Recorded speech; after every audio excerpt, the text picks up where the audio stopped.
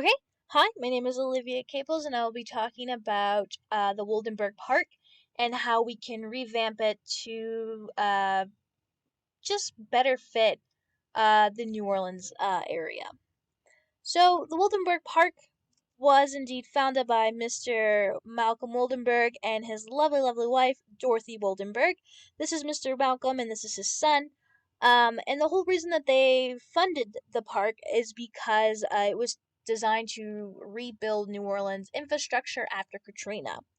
But before I get into that, I kind of just want to give you an overall gist of the area. So yes, it is located in Louisiana, New Orleans. So if you just look where it says Lake Pontchartrain, where my cursor is kind of circling, it's in this area. But think of the land that's there. Think of the topography. Think of the ecosystem. Think about what is here. And to answer that, swamp. A lot of water. Okay. Um, Anyways, so they had constructed it due to Katrina. So this is Route 610. This is the intersection. You're going to use this intersection to get everywhere in New Orleans. This was before Katrina. This was after Katrina. So everything is pretty much like Lost City of Atlantis right now. We have some things popping up, but you can't use this anymore. So after the whole FEMA incident and Six Flags and everything else like that, New Orleans' eastern side was in desperate need of something to bring back in the tourism, to bring back together the flood wall, to fix this entire area. Well, to give you an idea where it says no powers, basically what was being revamped was the whole eastern side of New Orleans. I know the map says that this is eastern side of New Orleans, but being from New Orleans, this is eastern side of New Orleans, not just that part.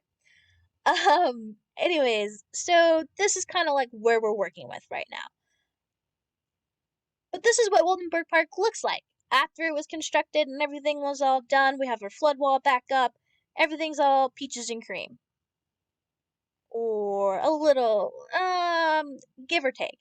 So the Wildenberg Park, it holds events. You're not gonna have Mardi Gras here, but you would definitely have if the Audubon Zoo, which I will go into more detail later, were to hold anything, it would be right here.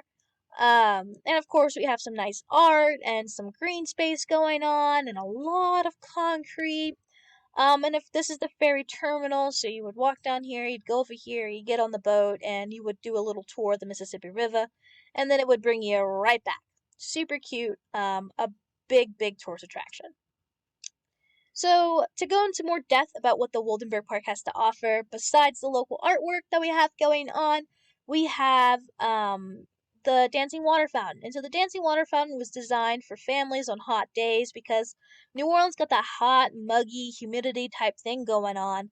And so they constructed a little, like, you can go play in it and have some fun while your parents go shopping. It also has the ferry. So the ferry is a big, big, big tourist attraction. Everyone is going to Wilderman Park, and the first, if not first thing they're gonna do is they're gonna get on this boat. This is the moonwalk. That's what they call the little walkway to get to it. And you get on it. It's super cute. I've definitely been on it a few times. If you ever go to New Orleans, you have to go do this. But another thing that the New Orleans Woldenberg Park Foundation has is the Audubon Nature Institute. And so the Audubon Nature Institute is basically just an aquarium, a zoo, and an insectarium. An insectarium is where you can go to get chocolate covered crickets, ant cookies. It's got a butterfly room. It's very educational. The zoo's got a white tiger, and at the aquarium you can go pet stingrays. So there's a lot going on in this area already, but we're not done. Of course, there's more. In New Orleans, there's always going to be more. For example, we have the Four Seasons Hotel, and then we got our Spanish Plaza, where again you can go shopping and things like that, where your kids go play in like the dancing fountain. So tourists would go and stay here. They'd go shopping. They'd go to the Audubon Nature Institute. They go to the ferry terminal. There's a lot going on in this area. And again, they did that not only to reconstruct the flood wall and keep the rest of the city safe, but also to get more money flowing into the economy because New Orleans survives off of tourism. Here's our floor mat. This is what I'm working with. We got our moonwalk, we got our aquarium Woldenberg. Um, the Wildenberg Park can serve as an exit and an entrance into the aquarium, and the aquarium is Audubon Nature Institute. We have our ferry terminal. It just shows you exactly where it is. We got the Spanish Plaza. We got the Four Seasons going on. This is our floor map. This is what we're working with. But before I get into what I want to do to the area, I kind of want to give you some insight on why I want to do what I want to do to the area. So New Orleans is a melting pot. It's got a lot of different cultures into it that formulate its own culture. So you get things like Cajun French, you get things like voodoo, you get things um, like crawfish boils, things like that. And that's also reflected in its architecture. So if you look at this house, it's got arches, it's got long, narrow, skinny windows and doors. It's got like this Victorian style like feeling to it. And if you look into the inner city, you got the businesses at the bottom, you got houses on the top and more housing on the top. Um, so yeah, and then you also got things like Mardi Gras. Mardi Gras is a big thing. It's a party city, okay? There's a lot going on.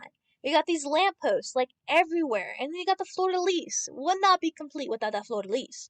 So taking all of these things into account and looking at this doesn't necessarily fully represent New Orleans. I mean, yeah, you got the ferry terminal. Yeah, you got the Nature Institute. Like, yeah, you got the moonwalk.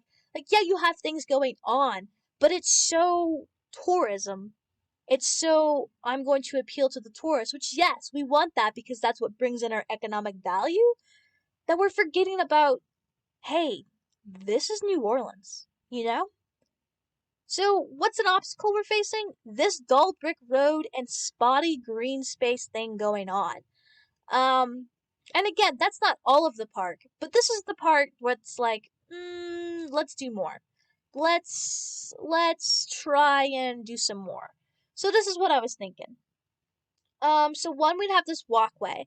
And New Orleans is a port city, so I was thinking for this walkway, instead of doing a traditional red brick like we would on side two, we would do like a port style thing. We would have this little like, like deck thing going on. Of course, we would have like our lamppost spread it all along.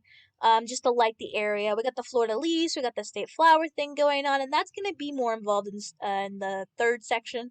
So for the third section, I was thinking like, well, because this is the flood wall, and Louisiana also has a lot of problems with its wetlands and erosion of the wetlands, why don't we take some of these natural plants that are here and incorporate them in spot three, so what I was thinking was we take the cypress tree, which is the state tree, and we do this archway thing. This is actually very much incorporated a lot into New Orleans landscaping, in the city and outside the city. We got the magnolia flower, we got the iris, that's another magnolia flower.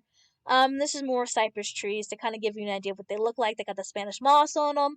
Like, these are really popular. People do this on purpose because A, you get shade, B, it holds the soil together.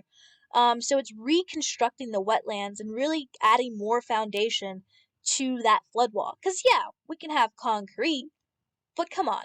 Like, adding in some trees or whatever that'll help with our like, carbon footprint. It'll look super pretty too. Like, people are gonna want to do wedding photos here, senior photos here. They're gonna want to do some type of photography here. Artists are gonna want to come in and draw all of this, and it's just gonna bring in a lot more to the area. So this is what that area would look like if it were to be inhabited. So we have the fleur-de-lis along the little port thing. We have our ferry terminal, and our little ferry boat right there. We got our bike path. We got our trees going on. We got our lamppost. We need those lampposts. Um, but all that glory aside, the number one argument against doing anything of like extreme value in New Orleans is it's below sea level. And I totally understand that argument. Why would you make something so much prettier if it's just gonna be below sea level? Like, even the University of New Orleans is just chilling, like, barely on the levee and flood wall for hurricane protection. But we're not focused on Site B, we're focused on Site A, which is the flood wall along the Mississippi River.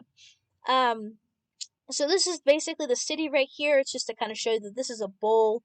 And this, of course, is the water. And oh, look at that. That would technically be our Woldenberg Park. So here's another photo of it that's a little better at visualizing. This is the top of the levee. Our CBD, which is our central business district, is right there. So, of course, like, we have a lot of business areas, things going on. We got our mid-city, cemeteries, all that stuff. So yeah, I get it. But why would you bother to reconstruct the area? What is the point? Well, the point is that New Orleans is a thriving area. It's always going to have something going on. It survives off of tourism, and that is a big thing. Like, I think after COVID and everything, New Orleans definitely took a hit, and so I think by just revamping or adding a little more to the area will increase tourism, and of course that will bring in more money. So yeah, why do it if it's below sea level? Well, then, if that were the point and that were the argument of holding us behind and doing anything, why even live in New Orleans? Why even visit New Orleans, you know? So I don't think it's a very valid, strong argument to say, oh, it's below sea level. Don't bother making it look pretty and adding decoration. No.